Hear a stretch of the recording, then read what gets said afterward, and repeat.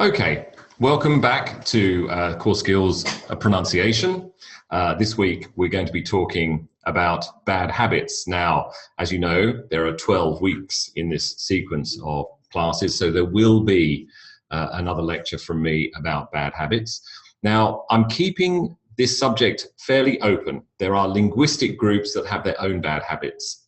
So what I'm essentially trying to do is focus on things which are relevant for everybody rather than just one particular language group, whether you are Chinese speaker or South Asian speaker and so on. So we're keeping this as broad as possible and hopefully something which is relevant and interesting for everybody who is preparing for a test in, well, wherever you're doing your test and whichever subject, whichever area you're doing your test in. Okay, so bad habits is the subject of this week's pronunciation core skills lecture. Now, we're going to start with the homework. You'll remember that I left you last week, and again, apologies for the problems, technical problems we had last week, but it was refilmed and posted onto YouTube. There are 8 words that I left you with. They were the words, and I hope you had an opportunity to look at the words. They may be new words and they may not be new words. That in fact wasn't the point. Remember that I was asking you to follow the tips that we'd gone through to find the word stress and get the emphasis right. So to break down the word into its constituent syllables, to use the transcript to see where which syllable is stressed, where's the emphasis in a particular word. You didn't need to write it into phonetics or phonemes, but if you did, fantastic. Use our app. If you're a paid user, use the E2Pronounce app to practice the new word. To listen to the word being pronounced, if you didn't have the app, or anyway, it's interesting to hear different pronunciations, for example, from dictionary.com. Then to contextualize the word, read it aloud while you record yourself. Now, so much of what we're going to talk about in the pronunciation webinars is focused on this idea of contextualizing and knowing how to learn a word and improve your overall vocabulary. How do I learn a word? This is a very good method for learning a word, get the new word, and then pressing it into active service so it stays in your mind. It's not just another thing that you happen to hear one day. It's really important you do something meaningful in the learning process. If you do not, the chance of you recalling that word in future is greatly diminished. So here are the syllables. Infamous, epitome, facade, paradigm, gauge, hyperbole, antipodes, recipe. Okay? Now, of course, if you remember our first session, there is an absence of connection between the way that we say certain words and sounds according to the way that they are actually spelt. So hyperbole, it could of course be ole, because O-L-E as in mole is, or pole is a very normal way that you would pronounce P-O-L-E. That's not the case with that particular word. Then the emphasis. There you go. Infamous, epitome, facade, paradigm. Number 5 is gauge, nowhere that you need to do anything there. Number 6 is hyperbole, then antipodes and recipe. Okay, so that's what your work should more or less look like. Then, as I was saying before, do something meaningful with the words. Put them into a sentence. Okay, so you first of all need to find the meaning. So these were meanings that I came up with. Infamous means something that is famous for a bad reason. Facade is something which is phony, sorry about the spelling, just the front, for example, the front of a building. Hyperbole is using language which is over the top or excessive. Antipodes is the complete opposite side of something, for example, of a planet. Okay, so there I've got the meaning of the word. If it was a new word for me, I would certainly be writing these sentences down. Now, this isn't contextualization. This is just effectively me putting in my own meaning. All right, so I've read the dictionary, I've understood it, and then I've put it down there just so that I'm going to remember it. And then There's the context. There are the sample sentences. It was on that infamous day that their armies invaded and the war began. Number 2, they pretend to be a happy couple, but it's all just a facade. Number 3, how typical of him to use hyperbole when describing his own sporting successes. And number 4, Captain Cook sailed to the Antipodes to observe the transit of Venus in 1769. Okay, so I've learned the words, I know where the word syllables are, where the emphasis is, the stress, I know how to explain the word, and then I've contextualized the word. If you want to know a meaningful way of learning language, that's it. Now, can you do that with every single new word that you learn? Absolutely not. But as I said, if you aim to maybe do about 10 a day, 12 possibly, during the process of your preparations for your test, that will start to stick in your mind. You will remember and it will have meaning for you. Okay, so that was the homework. Let's get back to bad habits. Okay, this week's topic is bad habits. Now, know that we all have some when we speak, whether we are a native speaker of English or a non-native speaker of English, whether you're speaking in your native language or in your non-native, your second language or your third language. In reality, you will hear me using some bad habits when I speak to you. You will hear all of my colleagues. We all have them. We're not perfect all the time. That, in fact, isn't the point. The point is you need to be aware of what those bad habits are. So when it comes to a very, very important context like sitting down and doing your test. So if you're going to talk into the computer on your TOEFL test or your PTE, if you're going to sit down with an examiner in the OET or in the IELTS, you need to be aware of those things which are just bad habits and will lose you marks. Okay, you will not get away with bad habits. You really need to perfect it. Remember, if you will, in the Summer Olympics, you have the diving. In the Winter Olympics, you have the ice skating, the figure skating, and they hold up these cards with the numbers on, and you can't really appreciate the difference between a 9.7 and a 9.2, but that's the kind of thing we're talking about. You want to be pushing your mark up, so reduce the number of bad habits so that when you take a dive, you enter the water perfectly. When you're figure skating, you twirl around perfectly. All right, be aware that we all have bad habits, but now we're going to learn what some of those bad habits actually are. Let's start with bad habits that you may hear a native speaker using. And again, I'm not perfect. You may hear me sometimes do some of these things as well. Let's start with umming and ahhing. Okay, everyone does this.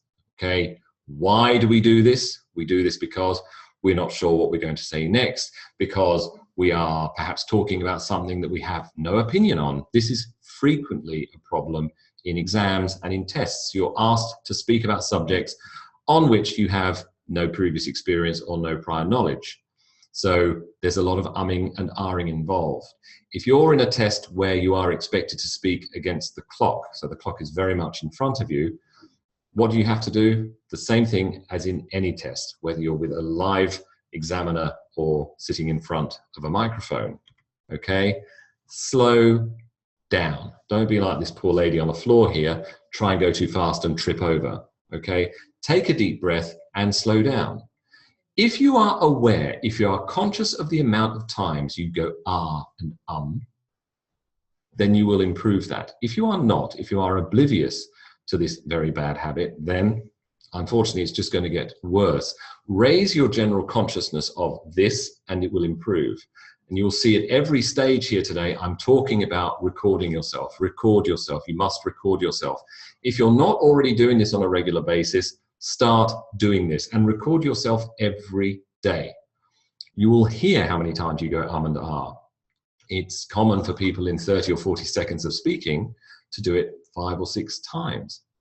So reducing that is going to improve your overall performance. It's natural to and ah. What do we say? To err is human, but try not to be so human when it comes to doing your test, all right? So deep breath, slow it down, because you have to almost visualize what you're going to talk about. So give your brain a time to actually catch up with your mouth. Right, next one. There's a modern habit that you may have heard before, and if you haven't heard it before, you'll now hear it everywhere, of people who croak at the end of a sentence. When I say croak, I mean this sound, like a frog, if you like. And if you live in the countryside, or if you live near a river, you might hear frogs. They croak. Frogs croak. Now people croak, and it happens at the end of sentences.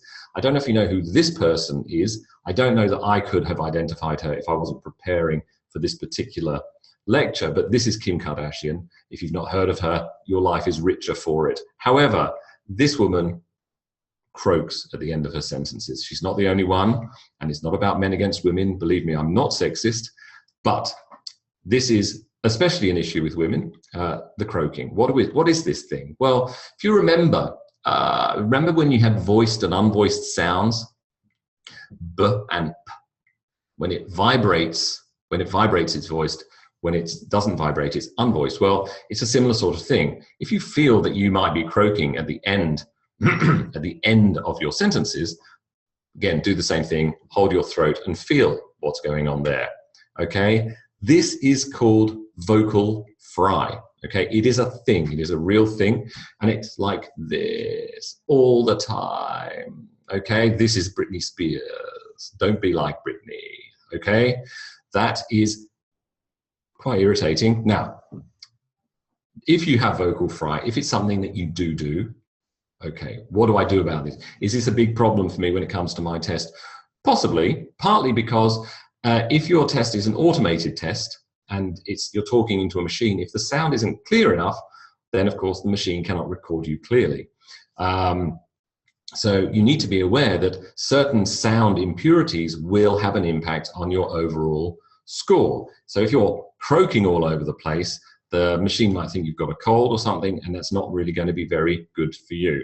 So I would strongly recommend not frying too much, not croaking like a frog, and don't be like Britney. All right? I guarantee you, now that you know about it, you'll hear it everywhere.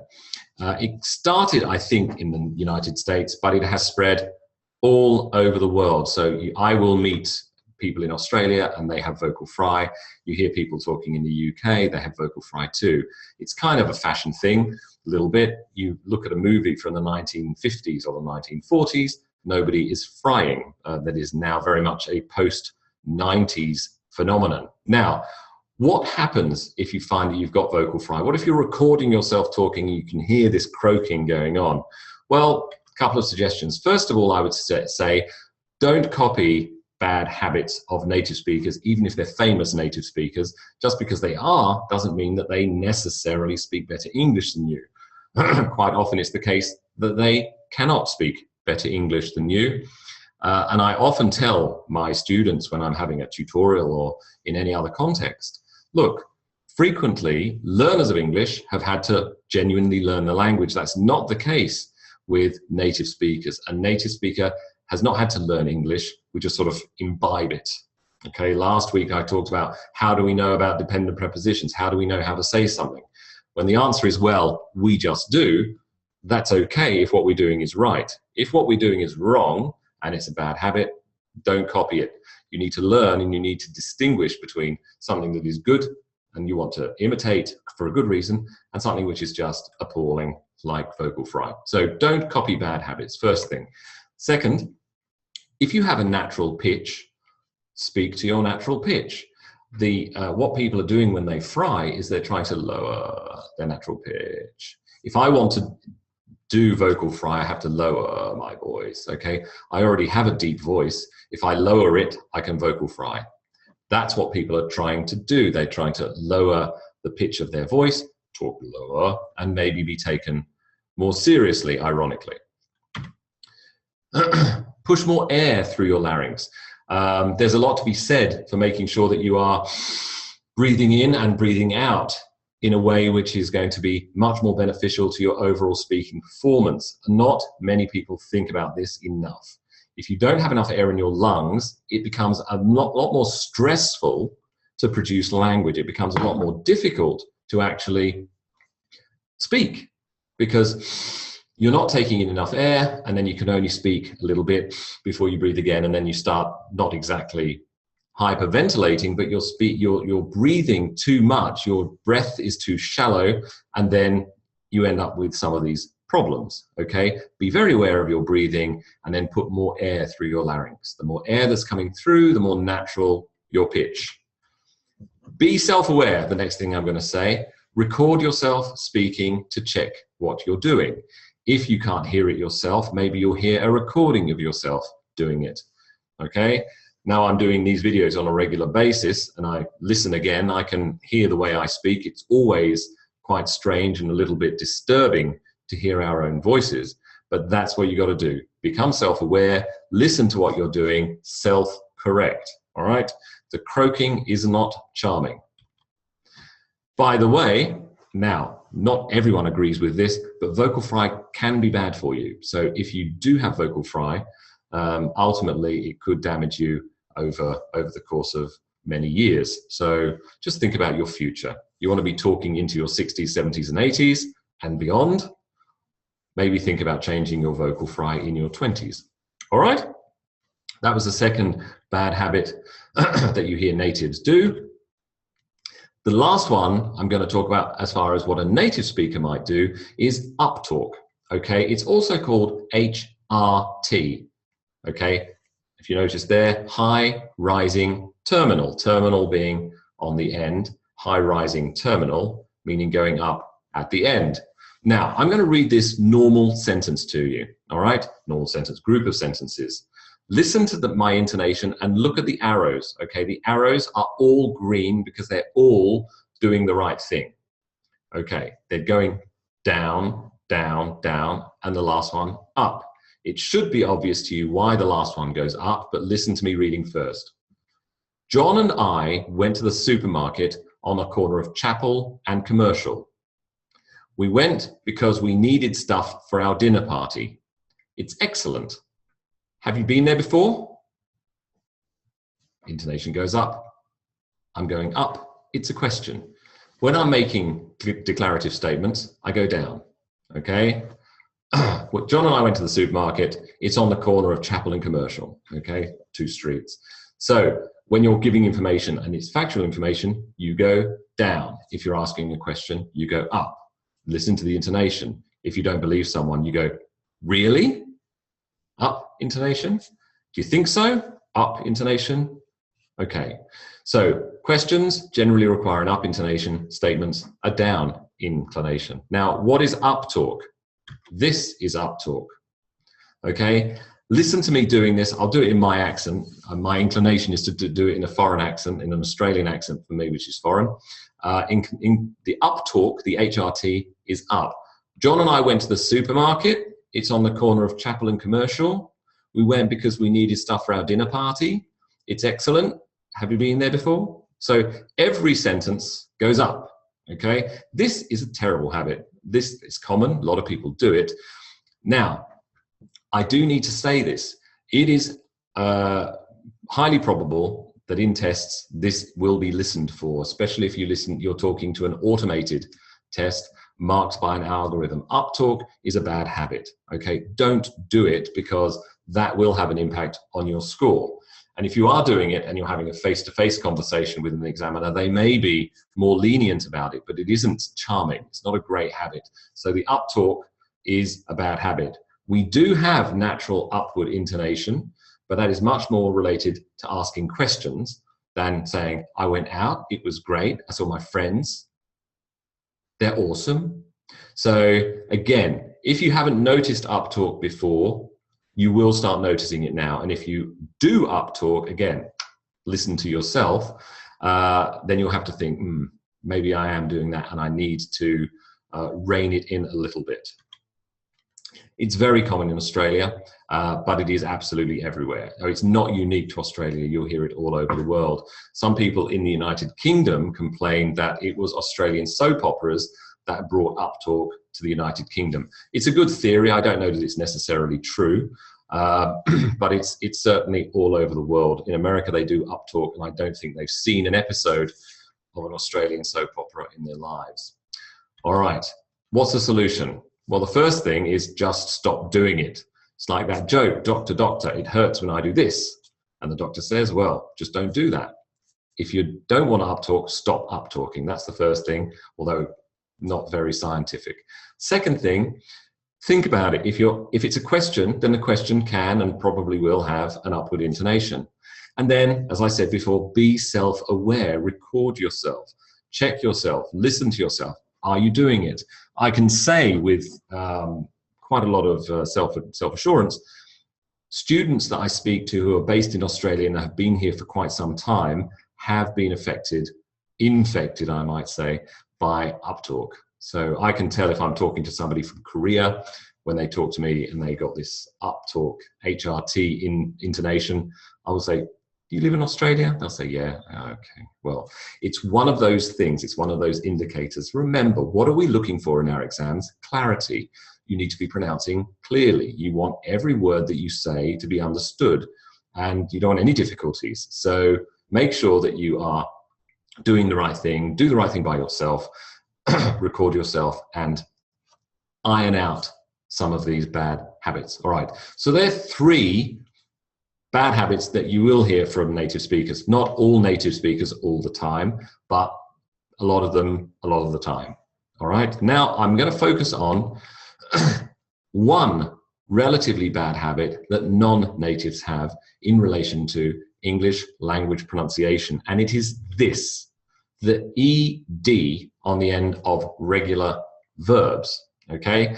Now, one of the reasons I wanted to do this is because I frequently hear people underpronouncing it, mispronouncing it, or mixing it all up. So in one conversation, they might use any number of different inappropriate or incorrect versions of the ED pronunciation after a regular verb. Okay, this you will never hear from a native speaker. Native speakers know how to pronounce the ED on the end of a word. It's just one of those things. We know it because we know it. All right, so that's the focus today. So look at these words now. I'm asking you a question. You've got 6 words here. What I'd like you to do is say them aloud to yourselves now and think about, what do you notice about the ED pronunciation on the end of each of those words? Okay, read them to yourselves.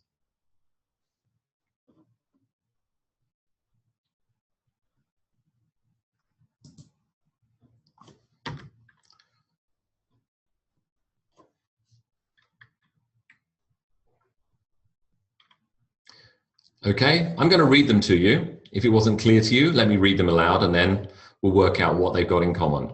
Listen carefully. Hoped, liked, kissed, laughed, crashed, switched. Now again, British English, I said laughed. I didn't say laughed, but nevertheless, it doesn't matter. As far as this exercise is concerned, whether you say laughed or laughed doesn't matter, because the focus, your concentration is on the end of the word. What do you notice about the ED sound on the end of these words? Well, look, they all end in a T sound. Remember, T, T. Is it T or T? Is it voiced or unvoiced? T, T, T. No, it's unvoiced. T, T. Train. So the unvoiced T sound. Why? Look at it. Hoped with a T sound, liked, kissed, laughed, crashed, and switched. Let's look at the commonality. What do each of these words have in common that would cause us to just pronounce the ED, which by right should be ed, right? Why is it now here pronounced with a T sound? Look at that. The last sound before the ED in each of those words is unvoiced. What have we got here? We have P, K, S, F, Sh, and Ch. All of them are unvoiced. Hoped, liked, kissed, laughed, crashed, switched. Hope, like, kiss, laugh, crash, switch. Okay, so the last sound is what dictates the pronunciation of the ED sound in each of those words. All right, if the last sound is unvoiced, then the last ED is T.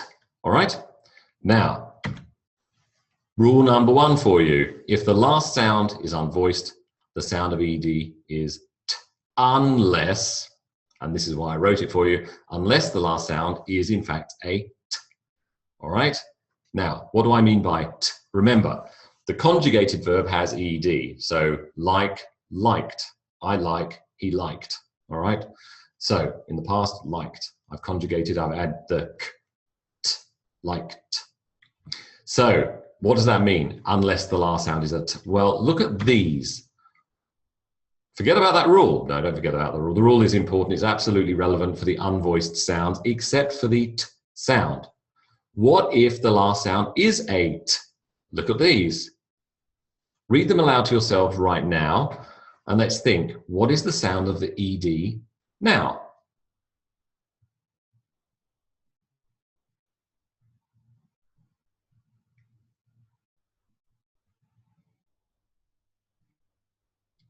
Okay, I'm going to read them aloud, and let's hopefully conclude what we're doing now with the ed if the last sound of the verb is t. Twisted, wanted, cited, wasted. Twisted, wanted, cited, wasted.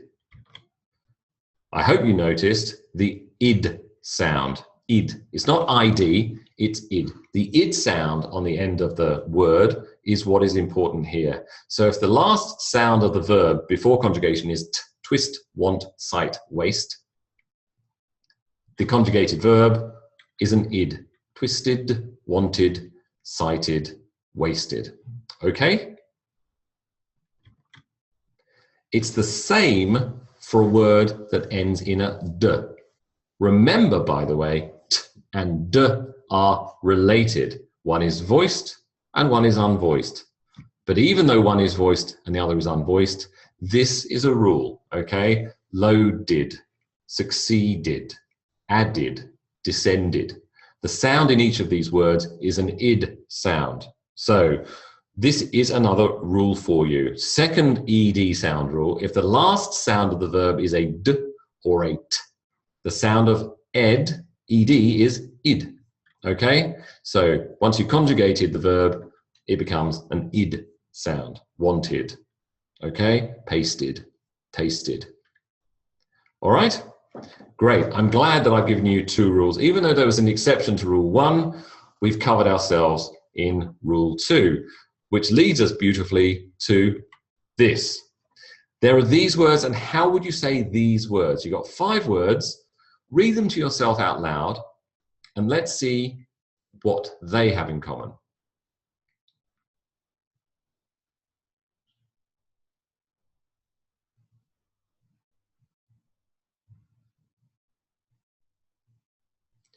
Okay, I'm going to read these words to you now. Okay? Phoned, seemed, judged, carved, stored. Phoned, seemed, judged, carved, stored. Okay? So 5 words, all with a common sound. Notice the sound on the end is just a d sound. All right?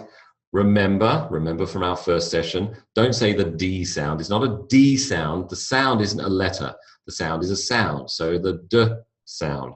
Phoned, seemed, judged, carved, stored. Notice all in red at the end. All right? So here we are, the ED sound rule number 3. So there are 3. If the last sound of the verb is voiced, the sound of ED is D.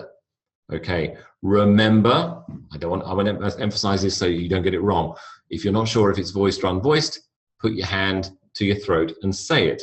Is it voiced? D, t, d, t. If the last sound of the verb is voiced, then ed is a d. But you do need to look at all 3, all right? You can't look at rule 3 and forget about rule 2. You can't look at rule 1 without remembering the exception of the t sound, all right? T, t, rather than t, t.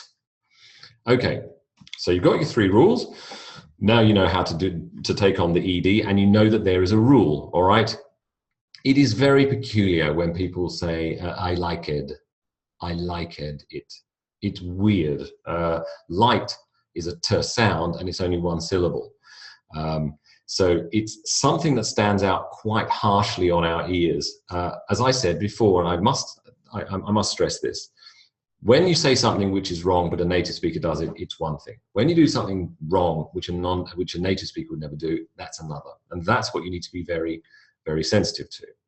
So let's have a look at a little bit of homework for you. I'm going to leave this on the screen for you for some seconds so you can see it. I want you to conjugate these regular verbs according to the 3 ED pronunciation rules. Okay? I'm going to read them, and you can write them down as well. Dream, access, implement, describe, push, discern. Is it record or record? It's a verb. Record, sign, belittle, prove, publish, and dither. Okay. Just make a note of those words. So I want those 3 regular verbs described to your memory, to your mind, how you're going to actually apply the ED rules to those words. Okay? Excellent. All right, so today was a relatively short one. Next week we will be back with a new subject, and I do appreciate your time.